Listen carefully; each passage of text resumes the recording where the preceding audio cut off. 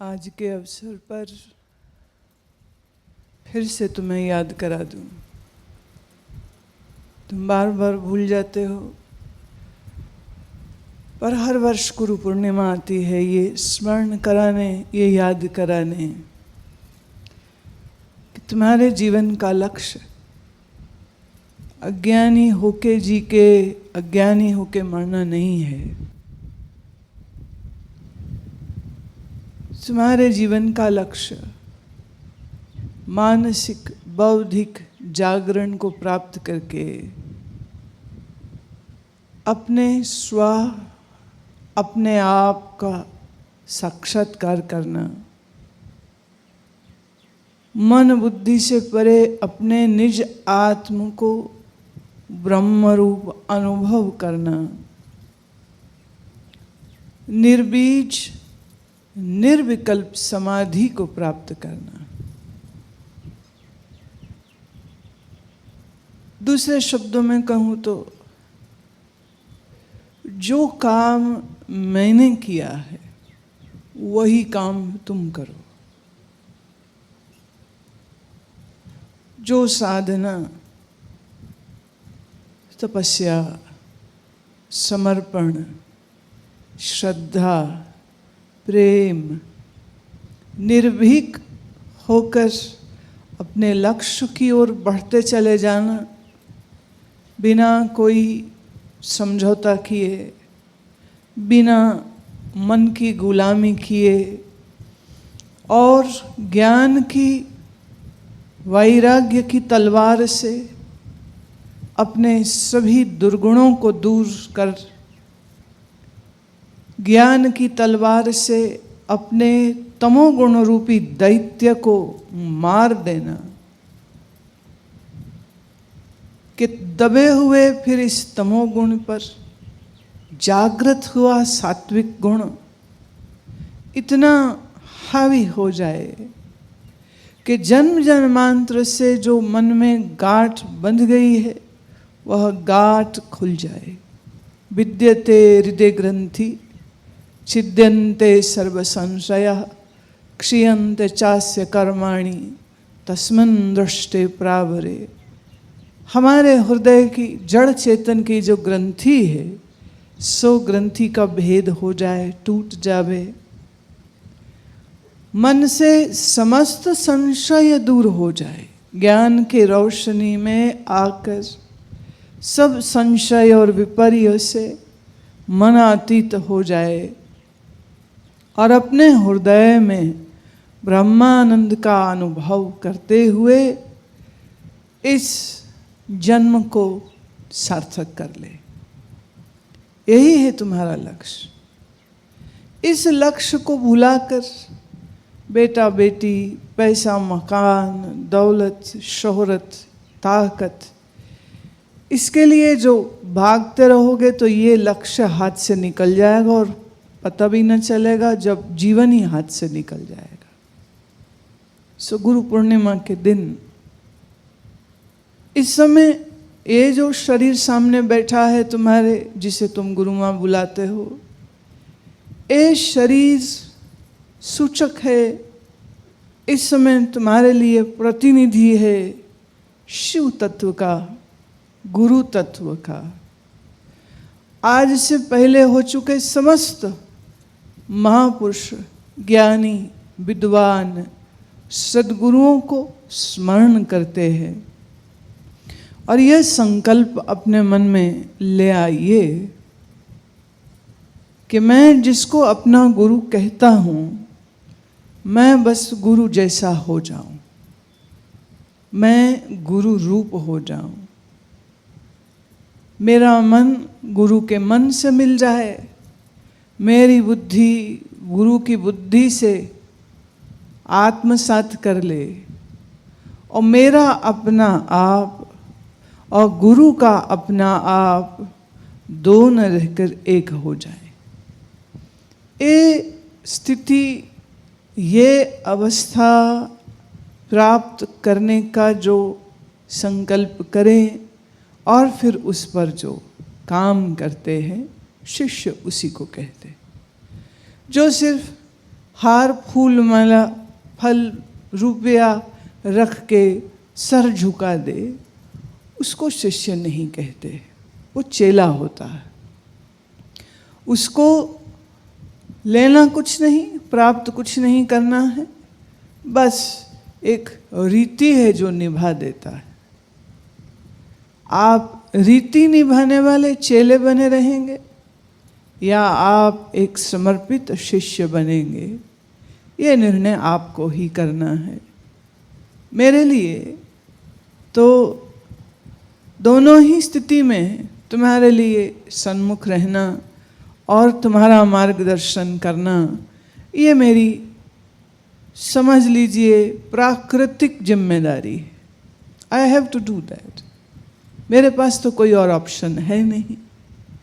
लेकिन आपको यह देखना है कि क्या तुम अपने मन की अशुद्धियों, मलों, झूठ, बेईमानी, तमोगुण, बेहोशी, इस दलदल में गिरे रहोगे, या तुम संकल्पबद्ध होकर अपने आप को इस अंधकार से निकालकर ज्ञान के उस पथ पर अपने आप को प्रतिष्ठित करोगे जो करना तुम्हारा लक्ष्य होना ही चाहिए था, उसमें कहने की आवश्यकता नहीं। साधना किसी आदेश से की जाए उसे साधना नहीं कहते। साधना जब अपनी तड़प, अपनी खोज, अपने संतोष के लिए की जाती है, साधना उसी को कहते। मैं लाखों दफे बोलती रहूं करो करो करो करो करो, तुम फिर ना कर पाओगे। पर जिस दिन आपके अंदर ये तड़प जगेगी, आपके अंदर ये भाव आएगा कि बस बहुत सो लिए, अब और नहीं सोना है, बहुत जीवन जन्म व्यर्थ किए, अब और नहीं करना है। लौकिक ग्रस्त धर्म की जो जिम्मेदारी आपके ऊपर है, उस जिम्मेदारी को आप सुंदरता से पूर्ण कर सकते हैं। साथ ही साथ जो तुम्हारी साधना चलती रहेगी, तो क्योंकि साधना तुम्हें अधिक शालीन बनाएगी, साधना तुम्हें धीरजवान बनाएगी, साधना तुम्हारे भीतर संकल्प को जगाएगी, साधना तुम्हें मनोबल देगी, साधना तुम्हें बुद्धि का बल देगी, साधना तुम्हें आत्मबल देगी। और इस साधना को करके तुम पूर्ण रूपेण सक्षम हो जाओगे, शक्तिशाली हो जाओगे, धीर पुरुष हो जाओगे, महाशय हो जाओगे, महाजन हो जाओगे। फिर एक महाशय, एक महाजन, एक भक्त, एक साधक के लिए सांसारिक ड्यूटी, जिम्मेदारी, ऑब्लिगेशन, रिस्पॉन्सिबिलिटी जो भी कुछ होवे, वो उसके लिए इतना सरल हो जाता है जैसे एक मछली के लिए जल में तैरना। और जो साधना विहीन है उसके लिए साधारण जीवन को जीना भी बहुत कठिन हो जाता है। तनाव, डिप्रेशन और फिर कभी कभी आत्महत्या तलक पहुंच जाता है। जीवन के इस कठोर सत्य को समझिएगा। साधना करोगे तो सांसारिक जीवन भी अच्छा हो जाएगा। साधना नहीं करोगे, आध्यात्म तो गया ही गया, गुरु के सामने तो लज्जित हो ही जाओगे, ईश्वर के सामने तो लज्जित हो ही जाओगे, संसार के सामने भी लज्जित हो जाओगे। तो लाज ईश्वर उसकी रखते हैं जो साधना करते हैं। तो अपनी समस्त कमजोरियों, कमियों, दुर्गुणों, अपने तमोगुण को, अपने विकृत रजोगुण को छोड़ने का संकल्प बनाइए। आज के दिन प्रण कीजिए। इसके पहले कि तुम मेरे समक्ष आकर प्रणाम करो, मुझे तुम्हारे प्रणाम से ज़्यादा तुम्हारे ये संकल्प करने की इंतज़ार। लाइन बना करके रेलम पेल करके सामने आकर सामग्री रख के प्रणाम कर लेना, ये गुरु पूर्णिमा नहीं है। इसको गुरु पूर्णिमा नहीं कहते। पूर्णिमा माने पूर्णमासी का चांद। जैसा पूर्णमासी का चंद्र है वैसा ही गुरु है, और वैसे ही हम हो जाएं। जिस दिन हो जाओगे उस दिन तुम्हारी गुरु पूनम होगी। उसके पहले तो अंधकार में ही है। तो अंधेरे से निकलकर प्रकाश की ओर बढ़ने का संकल्प करो। तुम्हारा ये संकल्प ये है, मेरे को सच्ची तुम्हारी भेंट। ये हो गई आपकी सच्ची पूजा। दीपक जलाओ, बुझ जाता है। फूल चढ़ाओ, मुरझा जाते हैं। गले में पड़ी माला, अभी उतार दूंगी, क्या फायदा। ऐसा कुछ चढ़ाइए जो ना तो कभी कुम्हलाए, ना कभी मैं उतार के फेंक दूं, ना वो कभी दीपक की तरह बुझ जाए। तो श्रद्धा का दीपक जगाओ चित्त में, मन में। वैराग्य साधना का भाव रखते हुए अपने श्रद्धा और प्रेम के फूलों को अर्पित करो। वो कभी नहीं मुरझाते हैं।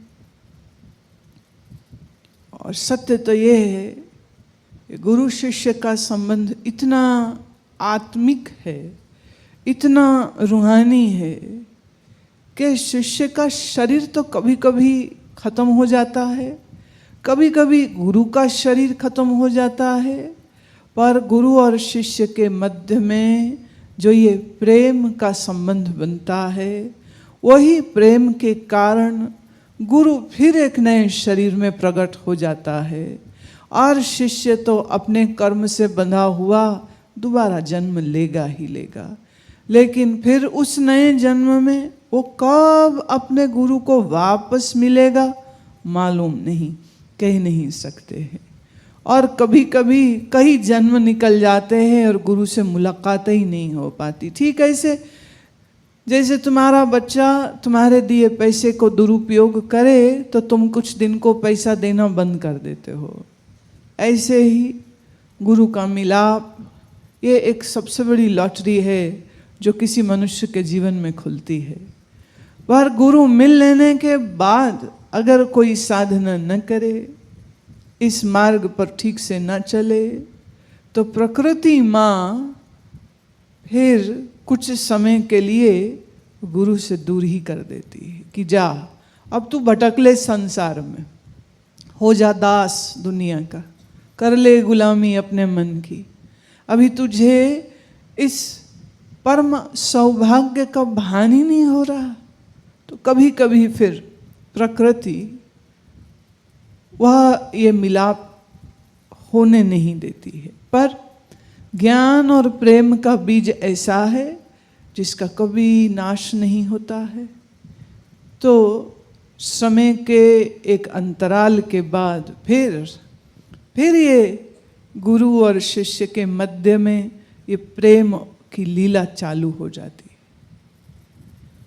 ये चलती रहती है जब तक शिष्य का शिष्यत्व गुरु तत्व में लीन नहीं हो जाता, अर्थात शिष्य गुरु रूप नहीं हो जाता है, तब तक ये साधना चलती रहती है। और यही साधना पूर्ण हुई तो यही मोक्ष है, यही उसका निर्वाण है, यही उसकी परम मुक्ति हो जाती है। और फिर मुक्त हुआ, शिष्य गुरु रूप हुआ, तो फिर इस परम तत्व के सेवा कार्य में, या यूं कहें जो उसको ज्योति मिली है वह ज्योति दूसरे तक पहुँचे, ऐसा प्रयास सहज से ही शुरू हो जाता। हम हमारे जीवन को साधना से भरें, तपस्वी बनो, तपस्वी बनो, योगी बनो, भोगी मत रहो।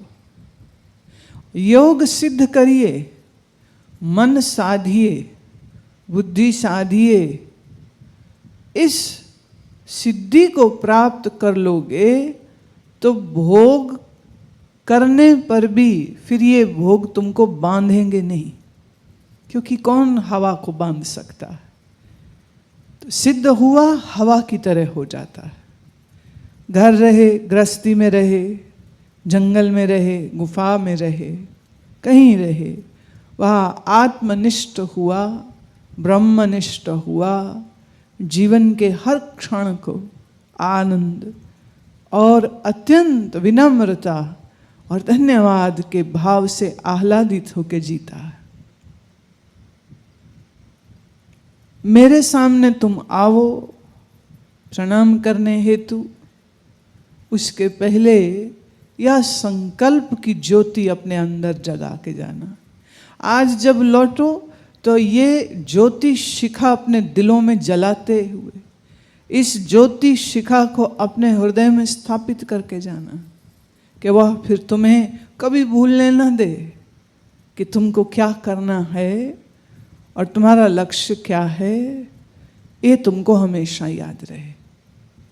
ये संकल्प, आपका यह संकल्प, ये सच्ची भेंट होगी जो तुम चाहो तो मुझे दे सकते हो।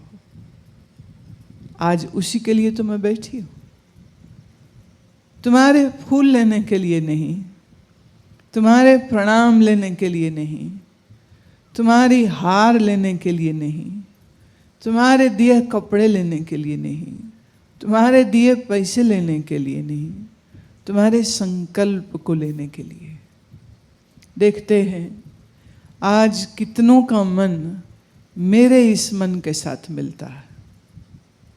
देखते हैं, ये गुरु का दिवस, व्यास पूजा का दिन, ये पूर्णमासी का पूर्ण हो जाने का, पूर्ण संकल्प कराने का ये दिन आप सबको एक नवीन चेतना के साथ भरे यह आशीर्वाद मैं आप सबको देती हूँ। अपनी अपनी गति, अपनी अपनी मति के अनुसार तुम चलोगे मुझे मालूम है, लेकिन फिर भी ये कहती हूँ, ओम सहना भवतु सहनौ भुनक्तु सह वीर्यं करवावहै तेजस्विनावधीतमस्तु मा विद्विषावहै। ओ